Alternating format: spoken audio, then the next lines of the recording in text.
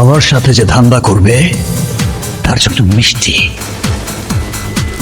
আমার সাথে ধান্দা করলে মিষ্টি তো থাকবেই, আর সেই মিষ্টির স্বাদ এখন বক্স অফিসে। প্রিয় দর্শক, শাকিব খানের প্রিন্স সিনেমা তো দারুণ ঝড় তুলেছে হলে। মুক্তির মাত্র 6 দিনেই সিনেমাটি পার করে ফেলেছে 1 কোটি টাকার বিশাল মাইলফলক।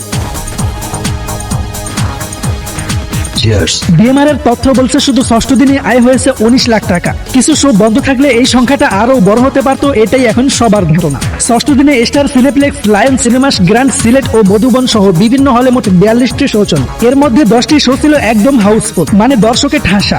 আরেকটি শো ছিল প্রায় পুরো ভরা। সব মিলিয়ে 6 দিনে মাল্টিপ্লেক্স থেকে আয় দাঁড়িয়েছে 1 কোটি 5 লাখ টাকা, যা সত্যি দারুণ অর্জন। প্রথম দিনেই 16 লাখ টাকা আয় করে শক্ত শুরু করে সিনেমাটি।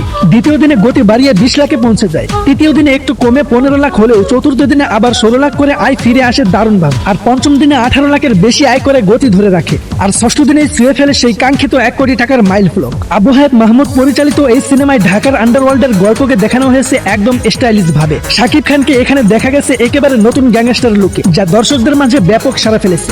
আর সাথে অভিনয় করেছেন তাসনিয়া ফারিন ও জ্যোতির্ময়ী কুণ্ডু। আর আমার শত্রুর সাথে যে ধান্দা করবে